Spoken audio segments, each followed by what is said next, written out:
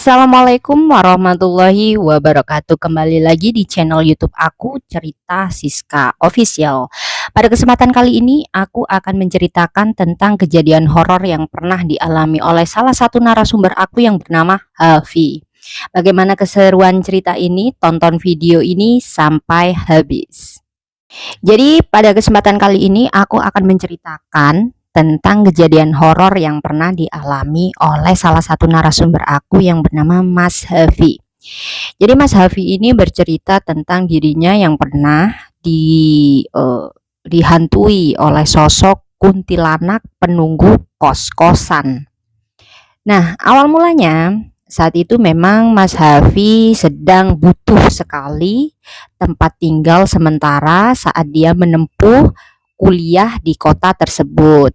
Nah, saat itu memang modal juga pas-pasan, dia juga ingin mencari tempat kos-kosan di mana saat itu memang banyak banget kos-kosan di area sana dan dia itu memang ingin mencari kos-kosan yang budgetnya itu murah.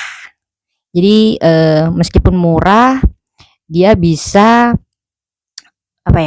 menikmati kos-kosan dengan fasilitas yang memang masih bagus, masih layak kayak gitu ya di tempat ditinggali. Nah, waktu itu dia menemukan salah satu info di salah satu media sosial bahwa ada satu rumah yang memang waktu itu dikos atau dikontrakkan, gitu kan.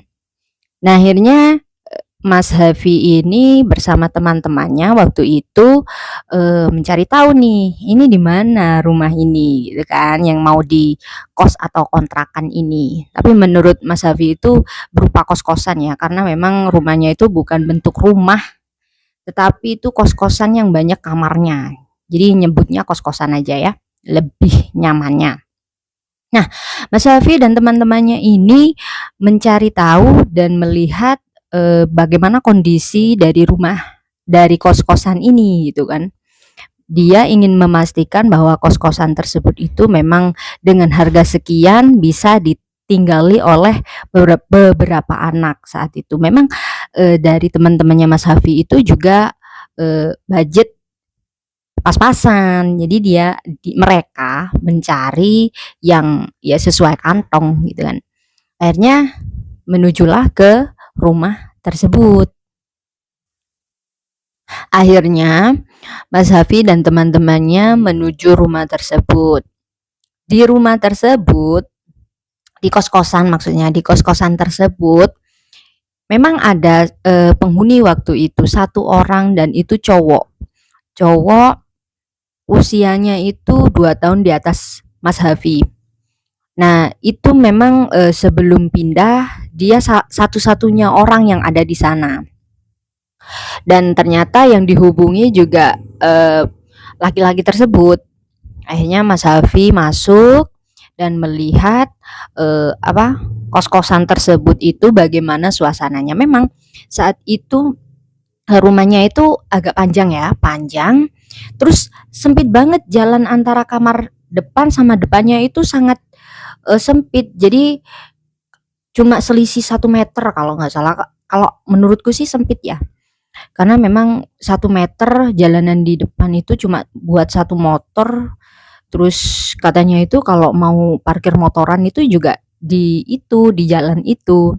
Jadi tahu sendirilah ya kalau misal nggak semua anak yang bisa masukin sepeda motor di sana. Hanya karena memang pembayarannya juga lumayan murah dan pas di kantong mereka, akhirnya mereka sepakat untuk tinggal di sana. Nah, di awalnya Mas Hafi ini berkata ke temannya bahwa rumah ini terlalu singup atau terlalu sepi. Apa nggak apa-apa kita tinggal di sini atau kita nyari dulu aja.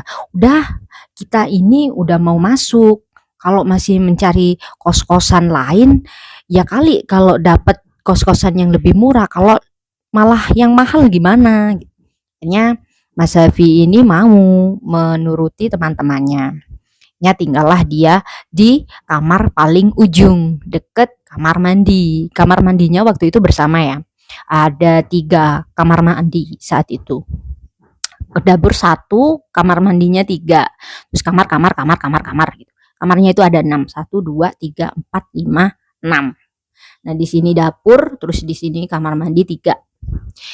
Nah, setelah itu kejadian yang menegangkan itu terjadi dan dialami oleh Mas Hafi ketika bermalam di sana. Satu hari dia itu sendiri di kamarnya, dan dia itu tidak ada teman sama sekali waktu ada di kos-kosan.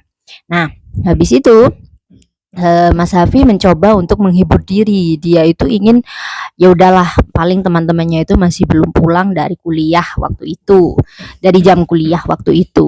Karena suasana di kos-kosan tersebut itu sepi sekali, Mas Hafi sedikit takut, karena memang gimana ya rasanya kalau orang sendirian di kos-kosan, apalagi kos-kosan itu sangat gelap gulita, hening, sunyi, dan nggak ada orang sama sekali yang waktu itu ada di kamar. Juga dia merasa kayak ada sesuatu yang sedang mengawasinya. Ternyata benar, waktu dia ingin keluar dan membeli sesuatu makan waktu itu, dia mendengar dari arah dapur itu ada seseorang yang sedang memasak. Terkejut dong, karena memang di kamar itu tidak ada sama sekali orang saat itu. Akhirnya Mas Hafi yang kamarnya ada di paling ujung ya, deket gerbang itu, dia lari jalan sedikit. Nah, ketika ingin berniat untuk beli makan, ternyata dia mendengar suara orang yang sedang masak di dapurnya. Terkejut Hafi, terus dia itu jalan pelan gitu ke dapur, ternyata nggak ada orang.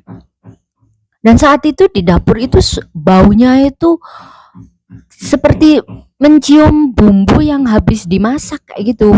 Tercium banget bumbunya. Habis itu kan kamar mandi waktu itu kan ditutup ya, ditutup semua. Dan itu ada orang yang sedang nyiram nyiram WC, nyiram toilet. Di dalam dikira itu ada orang. Habis itu diketok lah waktu itu. Permisi, ada orang nggak di dalam? Nggak ada yang jawab, tapi denger banget ada suara orang yang sedang nyiram toilet, nyiram WC. Kaget lah waktu itu ya, kok nggak ada orang, tapi kok nggak nyaut, tapi kok ada orang yang sedang nyiram gitu kan. Ditunggulah sama Mas Hafi saat itu. Akhirnya ada salah satu temannya yang datang bertanya ke Mas Hafi, ngapain kamu duduk di situ? Ini loh, ada orang, aku nunggu orang yang keluar dari toilet ini, kok nggak keluar-keluar, tadi itu kayak ada orang di dalam gitu.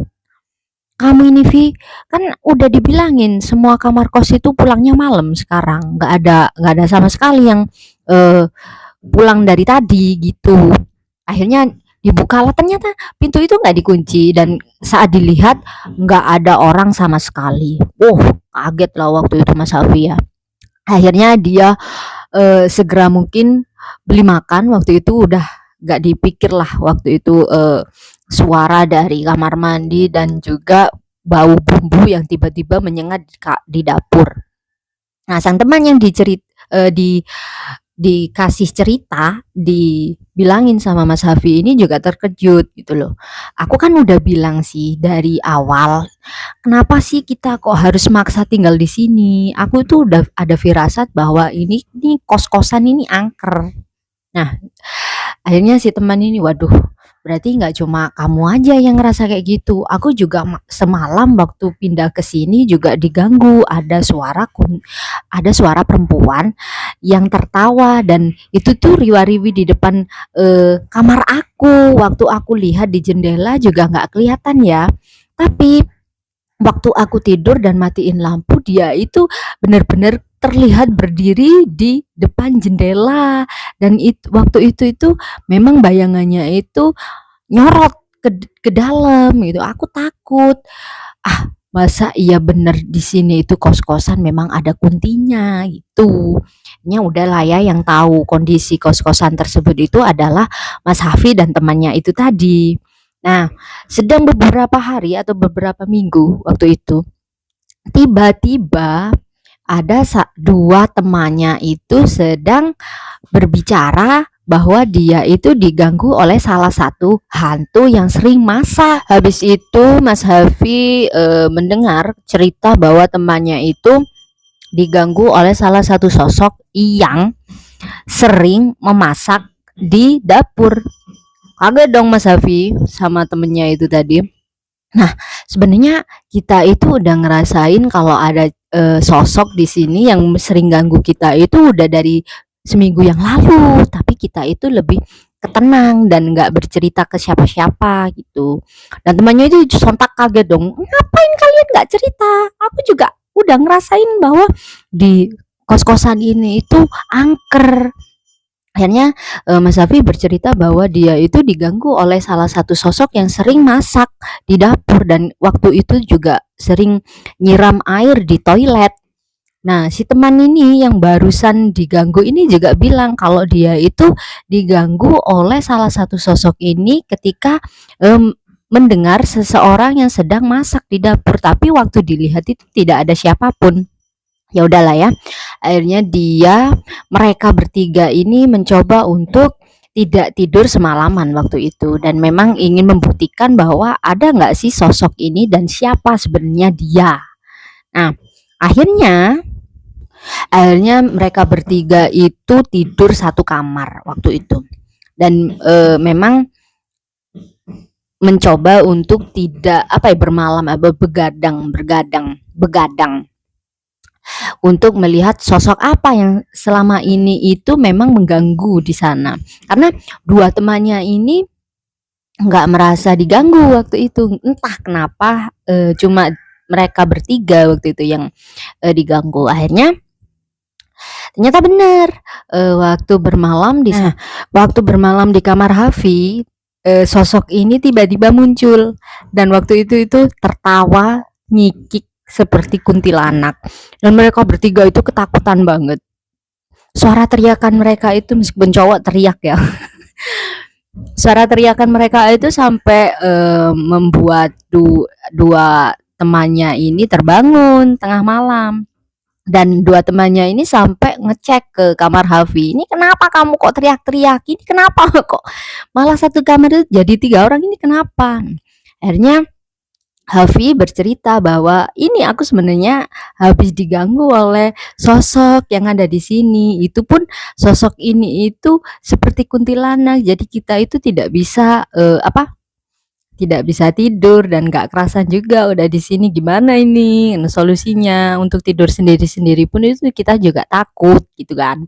Akhirnya si Mas Hafi ini bercerita ke dua temannya ini, ternyata respon dua temannya ini malah biasa-biasa saja. Mereka bilang, si dua temannya ini berkata bahwa sebenarnya aku itu udah dari pertama pindah ke sini, udah menempati kamar di sini itu udah diganggu sama mereka. Tapi kita biasa aja, karena apa? Kalau mereka semakin kita itu merespon atau ketakutan, mereka akan sering mengganggu kita atau mengusik kita. Akhirnya selama ini ketika si sosok kuntilanak ini mengganggu mereka berdua itu lebih ke tenang dan juga nggak merespon apapun atau ketakutannya karena memang mereka itu sifatnya itu lebih tenang daripada Hafi dan dua temannya ini. Nah, kemudian suatu hari memang waktu itu mungkin si kuntilanak ini lebih ke ingin sekali untuk menguji batinnya si dua anak ini. Waktu itu memang tiba-tiba salah satu dari mereka itu ketindihan. Jadi tidur itu nggak bisa bergerak tapi bisa melihat sekitar. Nah, waktu ketindihan si anak ini itu ngelihat kalau ada perempuan yang sedang berjalan mengelilingi kasurnya. Kaget lah ya. Ini jadi dia yang selama ini mengganggu aku. Dan dia itu berdoa untuk kamu jangan ganggu aku nggak ganggu kamu, jadi kamu jangan mengganggu aku sama sekali. Aku tidak mengusik tempat tinggalmu dan jangan pernah mengusik aku yang ada di sini karena di sini itu aku memang menumpang. Dia bilang seperti itu. Akhirnya setelah berkata demikian, setelah ketindihan itu, dia tiba-tiba badannya itu kembali lagi ke posisi normal dan ketindihan itu berlalu begitu saja. Dan setelah itu, sejak kejadian itu, si sosok kuntilanak ini udah nggak pernah mengganggu dua anak ini lagi. Nah, si Hafi pun terkejut. Wah, iya ya, karena dari awal sih memang aku itu ketakutan, Kak, gitu. Aku ketakutan dengan sosok kuntilanak ini. Kenapa kok sering menampakkan diri kepadaku atau usil kepadaku juga gitu.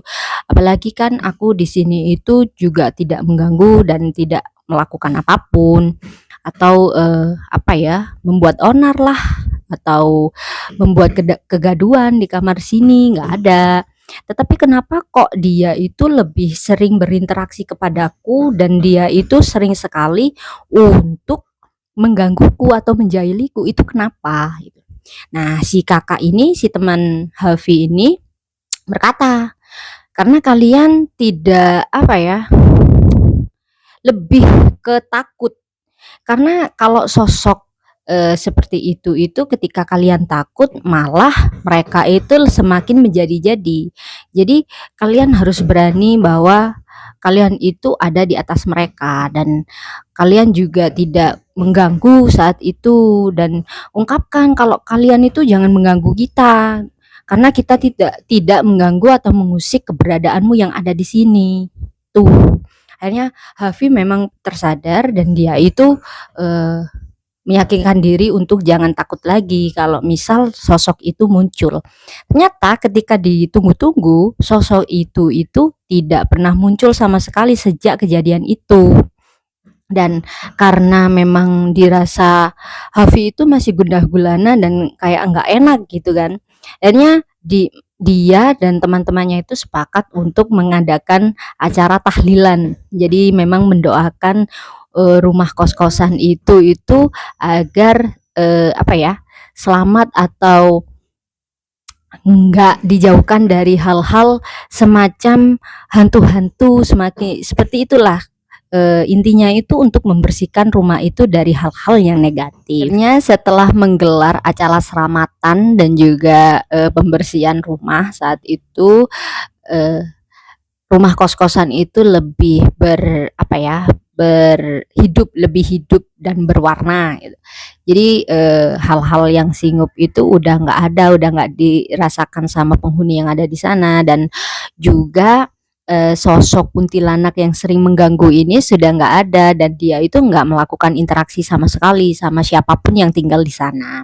Akhirnya rumah itu bersih tanpa adanya sosok kuntilanak tersebut dan Hafi bersama teman-temannya masih tinggal di kos-kosan angker tersebut. Nah, begitu cerita lengkap dari Hafi yang pernah dijaili atau diteror oleh sosok kuntilanak penunggu kos-kosan angker. Begitu. Jadi Hafi ini karena merasa takut akhirnya itu dihantui oleh sosok kuntilanak ini. Garis bawahnya seperti itu karena memang tiap-tiap manusia itu beda ya, beda intuisi. Karena misal intuisinya itu bagus, maka hal-hal negatif di sekelilingnya itu tidak akan pernah mendekatinya, kecuali memang saat dirinya itu menciptakan energi yang negatif yang ditimbulkan oleh dirinya sendiri, akhirnya energi negatif yang berada di sekitarnya itu mendekat. Akhirnya ke bawah lah, dia emosi terus, dia nggak nyaman, dia gelisah kayak gitu. Jadi memang kembali ke diri sendiri. Kalau kita menciptakan energi positif, pasti sekeliling kita akan positif. Sekian cerita dari Mas Hafi yang pernah dihantui oleh sosok kuntilanak di kos-kosannya.